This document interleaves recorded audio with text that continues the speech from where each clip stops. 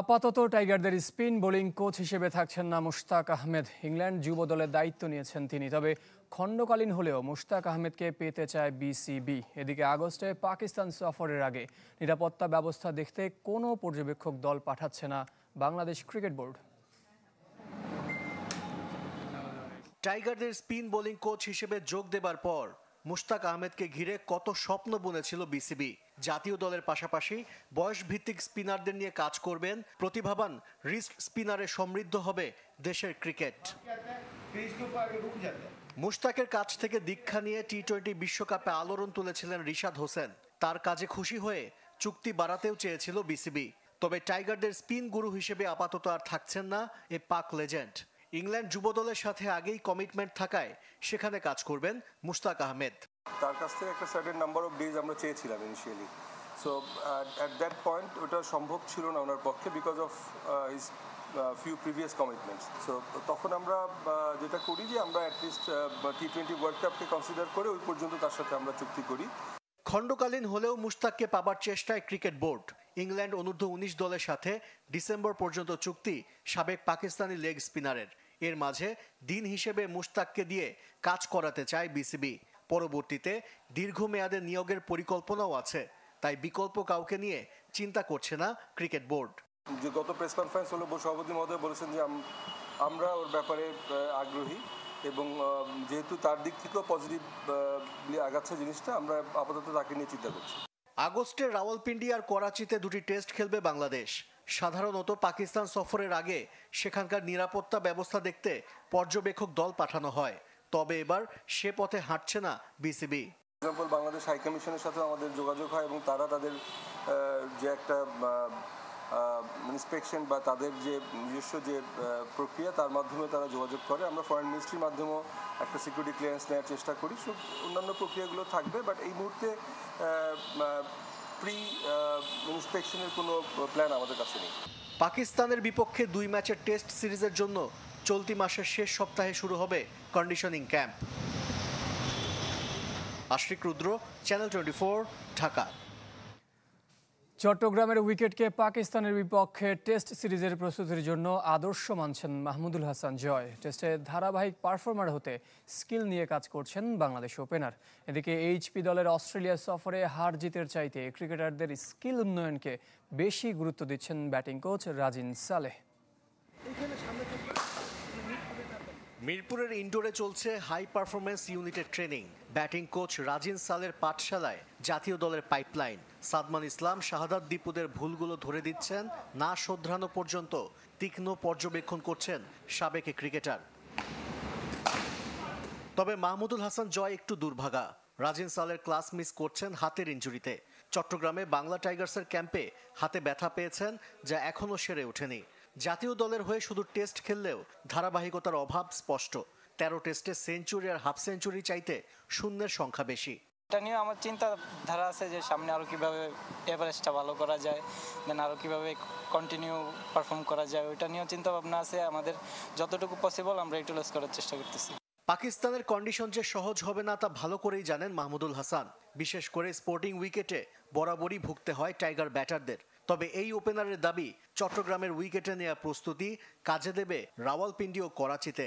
মুশফিক ভাই সব বসে ডিসকাস করছি, ওনার আগে খেলার এক্সপিরিয়েন্স আছে, আমরা হয়তো বা নিয়েও যাবো পাকিস্তানে।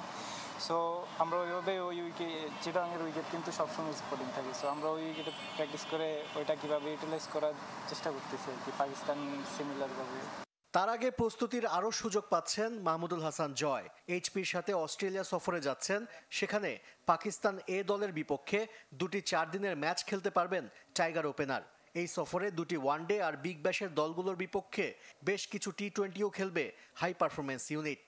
আমরা যাচ্ছি হলো গেম ডেভেলপ করার জন্য। আমরা বলতে যাচ্ছি না যে এখানে আমরা সিরিজ জিতে যাচ্ছি, কারণ এখান থেকে আমাদের প্লেয়াররা এখান থেকে কীভাবে কামব্যাক করবে, প্লেয়াররা এখানে কীভাবে ভালো খেলবে, কীভাবে গ্রো আপ হবে, ওই জায়গাটায় আমি প্রিটি মাচ এক্সাইটেড যে অস্ট্রেলিয়া গিয়ে আমরা ওই জায়গাটা কীভাবে খেলতে পারি। রোববার অস্ট্রেলিয়া সফরে যাবে এইচপি দল। আশিক রুদ্র, চ্যানেল 24, ঢাকা। এবার জানা গেল চ্যাম্পিয়ন্স ট্রফির সূচি। 19 ফেব্রুয়ারি স্বাগতিক পাকিস্তান নিউজিল্যান্ড ম্যাচ দিয়ে শুরু হবে এবারের টুর্নামেন্ট। পরের দিন লাহোরে ভারতের মুখোমুখি হবে বাংলাদেশ। 24 ফেব্রুয়ারি রাওয়ালপিন্ডিতে পাকিস্তান আর 27 তারিখ লাহোরে নিউজিল্যান্ডের বিপক্ষে লড়বে টিম টাইগার্স। 22 ফেব্রুয়ারি ইংল্যান্ড অস্ট্রেলিয়া আর 1 March Bharat Pakistan big match. English সংবাদ মাধ্যম দ্য টেলিগ্রাফ বলছে, আইসিসি পাকিস্তানের প্রস্তাবিত সূচি অনুমোদন করলেও ভারতের দিক থেকে কোনো সাড়া মিলছে না। এ নিয়েই যত অনিশ্চয়তা।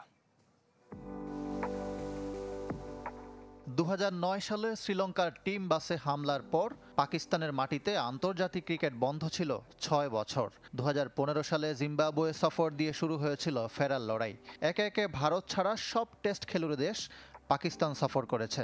গত বছর হাইব্রিড মডেলে শ্রীলঙ্কার সাথে যৌথভাবে আয়োজন করেছে এশিয়া কাপ। তবে পাকিস্তানের আসল ও চূড়ান্ত টার্গেট চ্যাম্পিয়ন্স ট্রফি। এজন্য প্রস্তুতি চলছে জোরে সোরে। বার্বাডোসে টি-20 বিশ্বকাপ ফাইনালের দিন আইসিসির কাছে টুর্নামেন্টের গ্রুপ, সূচি ও ভেন্যু ঠিক করে একটা প্রস্তাব জমা দিয়েছিলেন পিসিবি চেয়ারম্যান মহসিন নাকভি। চিরপ্রতিদ্বন্দ্বী ভারত, পাকিস্তান, বাংলাদেশ ও নিউজিল্যান্ডকে নিয়ে গ্রুপ এ, বি গ্রুপে ইংল্যান্ড, অস্ট্রেলিয়া, দক্ষিণ আফ্রিকা ও আফগানিস্তান। আগে জানা গিয়েছিল লাহোর, করাচি ও রাওয়ালপিন্ডিতে 19 ফেব্রুয়ারি থেকে 9 মার্চ পর্যন্ত হবে চ্যাম্পিয়ন্স ট্রফি। এবার পুরো সূচি প্রকাশ করেছে দ্য টেলিগ্রাফ। 19 ফেব্রুয়ারি করাচিতে উদ্বোধনী ম্যাচে নিউজিল্যান্ডের মুখোমুখি হবে স্বাগতিক পাকিস্তান। 22 তারিখ লাহোরে ইংল্যান্ড অস্ট্রেলিয়া বিগ ম্যাচ।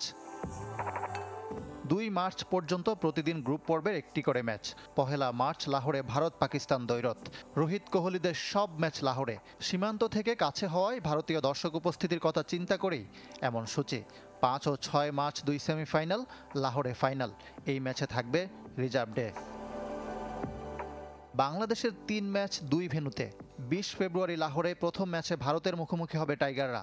24 তারিখ রাওয়ালপিন্ডিতে পাকিস্তান আর 27 তারিখ লাহোরে খেলবে নিউজিল্যান্ডের বিপক্ষে। টেলিগ্রাফ সহ কয়েকটি গণমাধ্যম দাবি করছে পাকিস্তানের প্রস্তাবিত সূচি অনুমোদন করেছে আইসিসি। চিরপ্রতিদ্বন্দ্বীদের জন্য সব দিক থেকে সুবিধা করে দিতে প্রস্তুত পাকিস্তান। সীমান্তের একদম কাছের শহর লাহোরেই ভারতের 3 ম্যাচ। ম্যান ইন ব্লু সেমিতে উঠলেও খেলা হবে সেইখানে। ফাইনালও লাহোরে। তারপরও ভারত পাকিস্তানে খেলতে যাবে কিনা $1,000,000 প্রশ্ন। যে প্রশ্নের উত্তর না পাওয়া পর্যন্ত সবকিছু ঠিক করেও অনিশ্চয়তায় পাকিস্তান। যতটুকু জানা যাচ্ছে, বিসিসিআই ও ক্রিকেটাররা ইতিবাচক হলেও ভারত সরকার নাও দিতে পারে অনুমোদন। তাহলে এশিয়া কাপের মতো চ্যাম্পিয়ন্স ট্রফিও হতে পারে হাইব্রিড মডেলে। ইকরাম হুসাইন, চ্যানেল 24। এই যে আমার ব্যাংক আরএফএল গ্যাস স্টোভ, এর সায়েন্টিফিক নজল আর ব্রাশ বার্নার তাপকে সমানভাবে ছড়িয়ে খরচ বাঁচায় 25%। আরএফএল গ্যাস স্টোভ, নিরাপদ ও গ্যাস সাশ্রয়ী। বঙ্গবন্ধু স্টেডিয়ামে বসলো মাঠে পানি দেওয়ার আধুনিক স্প্রিংকলার। বসেছে নতুন জায়ান্ট স্ক্রিনও। দৃশ্যমান সংস্কারের মধ্যে বাকি গ্যালারি জুড়ে চেয়ার বসানোর কাজ আর ফ্লাড লাইট প্রতিস্থাপন। তবে জাতীয় ক্রীড়া পরিষদ বলছে এই বছরই শেষ হবে সংস্কার। বিস্তারিত জানাচ্ছেন ফয়জুল ইসলাম।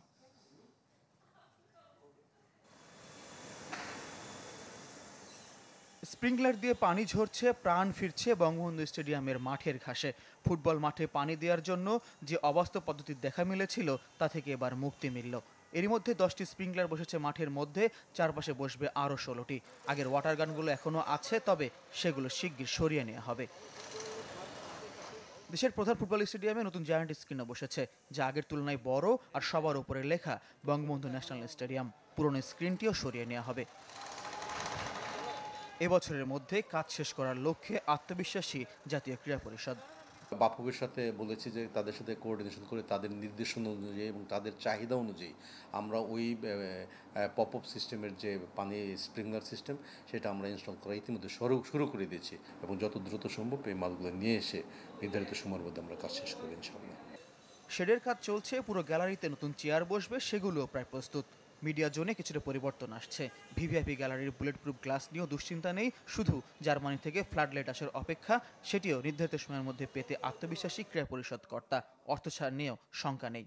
লাইটিংটা যেহেতু জার্মানি থেকে আসবে, এইটাই হয়তো সবার শেষে আসবে, কিন্তু আমরা ইতিমধ্যে ঠিকাদারি প্রতিষ্ঠানের সাথে আলাপ করেছি। সেটার সাথে যে গ্রাউন্ড ওয়ার্কের যে সংশ্লিষ্টতা আছে, কেবল বা অন্যান্য জিনিসগুলো, সেই সব জিনিসের ব্যাপারে তাদের সাথে কথা হয়েছে। শিগগির শুরু হবে বঙ্গবন্ধু স্টেডিয়াম কমপ্লেক্সের অভ্যন্তরীণ রাস্তার সংস্কার, যার অর্থ সংস্কার বাজেটে অন্তর্ভুক্ত। সব কাজ একসাথে শেষ হবে। ফয়জুল ইসলাম, চ্যানেল 24, ঢাকা। কুল স্পোর্টস 24 নিচ্ছে একটা বিরতি, আমাদের সঙ্গেই থাকবেন। এই ছিল কুল স্পোর্টস 24 এর এখনকার আয়োজনে। খেলা সব আপডেট ও রিপোর্টগুলো দেখতে ভিজিট করেন facebook.com/sports24 টিম এই পেজে। ধন্যবাদ সঙ্গে থাকার জন্য।